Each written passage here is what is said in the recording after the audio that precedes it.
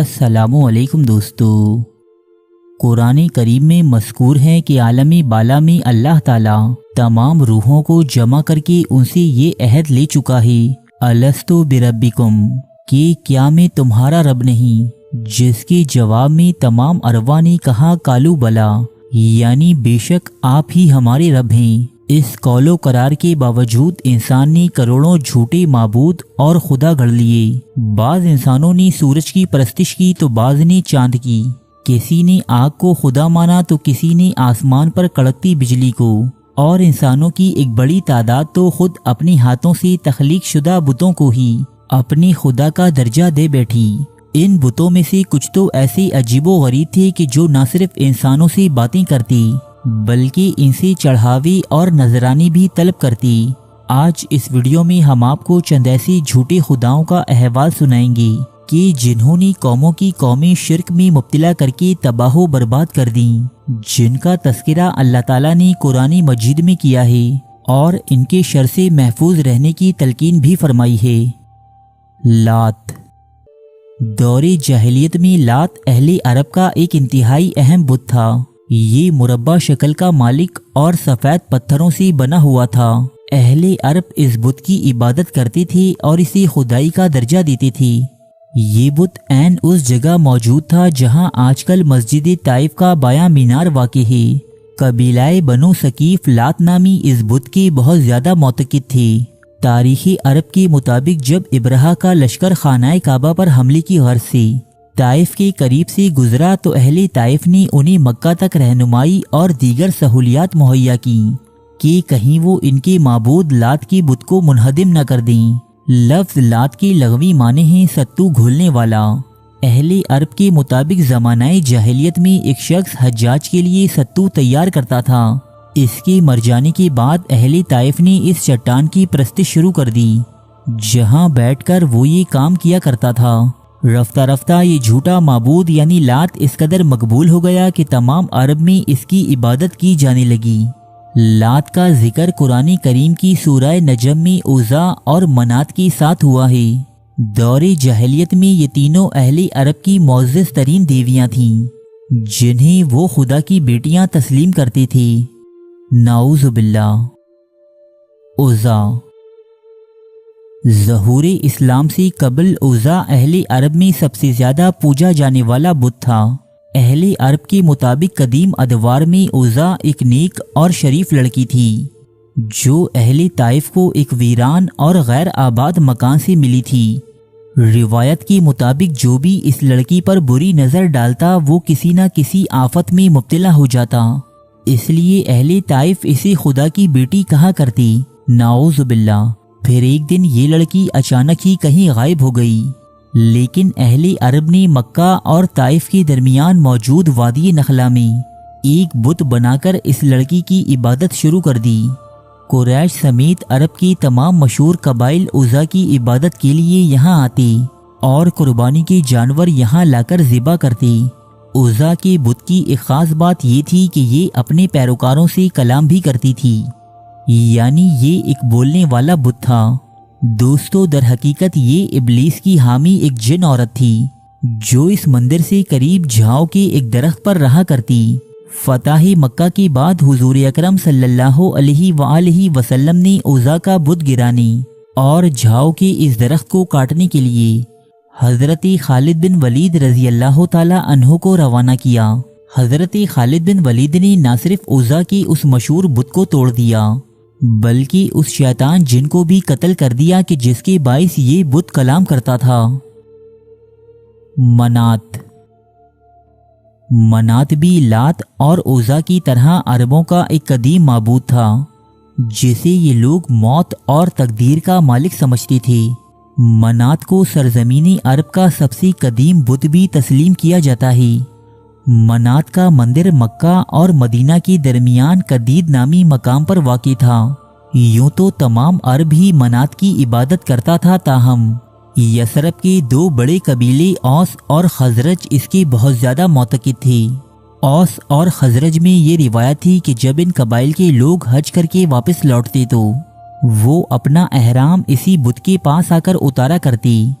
جبکہ قبیلہ بنو ازد اور بنو غسان تو باقاعدہ منات کا حج بھی کرتے تھے۔ دور جاہلیت میں اہل مدینہ کے نزدیک حج کی تکمیل اس وقت تک ممکن ہی نہ تھی کہ جب تک منات نامی اس بت کی عبادت نہ کی جائے۔ منات نامی اس بت کو حضور اکرم صلی اللہ علیہ وآلہ وسلم کے حکم پر حضرت علی نے فتح مکہ کے لیے جاتے ہوئے منہدم کر دیا تھا۔ یغوث اور یغوث، یہ تو ایک تو ابھی تک چل رہا ہے، یہ غوث یہی ہے، یغوث جس کو مشکل کشا غوث کہتا ہے نا، غوث نہ ہو تو زمین قائم نہیں رہ سکتی۔ تو یہ غوث دیکھیں کب سے ہے، کب سے چل رہا ہے، یہ نام یعنی کامن ہے۔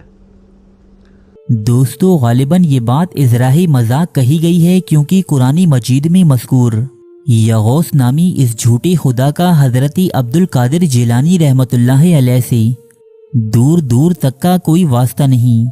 یغوث در حقیقت حضرت ادریس علیہ السلام کے دور کے ان 5 انتہائی نیک اور عبادت گزار لوگوں میں سے ایک تھے جو اپنی قوم میں اپنی تقوی و پرہیزگاری کے باعث انتہائی مقبول تھے۔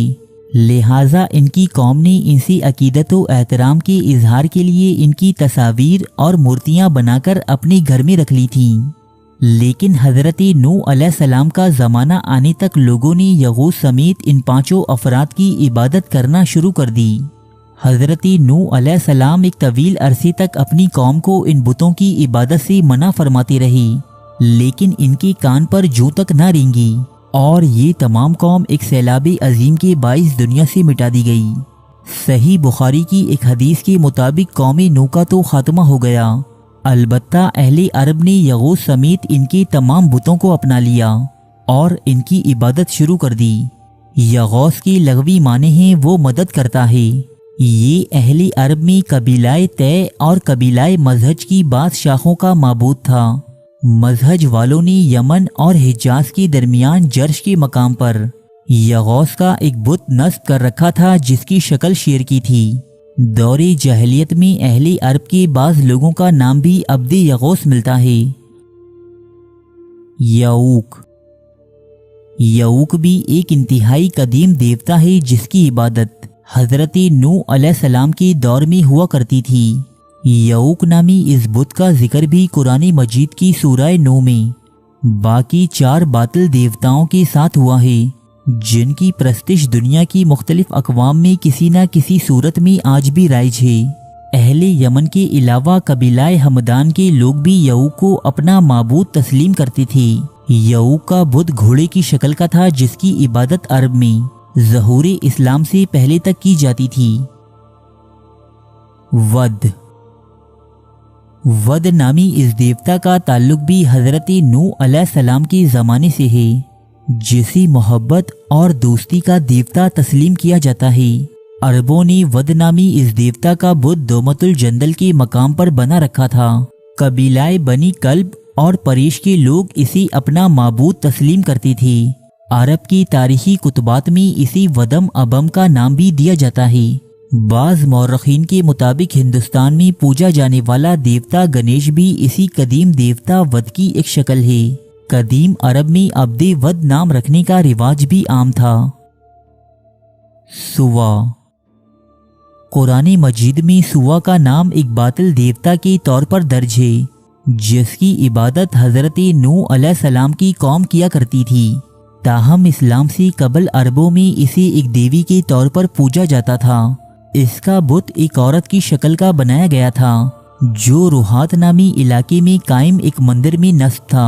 سن 8 ہجری کے دوران حضور اکرم صلی اللہ علیہ وآلہ وسلم کے حکم پر حضرت عمرو بن العاص اس مندر کو ڈھانے کی غرض سے روانہ ہوئی اور آپ نے صدیوں سے قائم کفر و شرک کے اس مرکز کو ہمیشہ ہمیشہ کے لیے منہدم کر دیا۔ نصر، نصر کی لغوی معنی ہے گدھ یا عقاب۔ نصر نامی اس باطل دیوتا کا ذکر بھی سورہ نوح کی آیت نمبر 23 میں ہوا ہے۔ اس دیوتا کا بت عرب کے علاقے بلخا میں نصب تھا جس کی شکل و صورت ایک گدھ کے جیسی تھی۔ قبیلہ حمیر کے افراد اسے اپنا معبود تسلیم کرتے تھے۔ قوم سبا کی قدیم کتبوں میں اس دیوتا کا نام نسور ملتا ہے۔ जबकि इसके मानने वालों को अहले नसूर भी कहा जाता था। नसर नामी इस झूठे माबूद की इबादत सल्तनती रोमा की अदवार में अपने उरूज पर थी। कदीम रोमन लोग इस बुत को ताकत और लाफानियत का निशान तस्लीम करती और इसकी इबादत करती थी। बाल नामी इस झूठे खुदा का जिक्र भी कुरान मजीद की सूरह अस-साफ़ात की आयत नंबर 125 में हुआ है। हज़रत इलियास अलैहिस्सलाम की कौम इस बुत की इबादत किया करती थी, जबकि इन लोगों ने अपने शहर का नाम भी इस बुत के नाम पर यानी बाल बक रखा हुआ था। ये सोने से बना एक बुत था जिसकी लंबाई 20 इंसानी हाथों के बराबर थी। इसके खादिमों की तादाद 400 के लगभग थी, जिन्हें बाल के रसूल कहा जाता था। ये बुत नौमौलूद बच्चों की कुर्बानी के हवाले से खासा बदनाम है, क्योंकि कौमें बनी इसराइल और बाल की इबादत करने वाली दीगर कौमें यहाँ अपनी मुरादें तलब करने आती और कुर्बानी के तौर पर अपने नौमौलूद बच्चों का नजराना पेश करती, जिन्हें यहाँ मौजूद साधु आग में झोंक देते। दोस्तों, ये थे वो चंद बातिल माबूद के जिनका जिक्र अल्लाह ताला ने कुरान मजीद में किया और क़यामत तक आने वाले इंसानों को शिर्क व गुमराही से बचने की तलकीन फरमाई। उम्मीद है कि ये वीडियो आपकी मालूमात में इजाफे का बाइस बनी होगी। अगर वाकई ऐसा है तो इसे लाइक और शेयर ज़रूर कीजिएगा।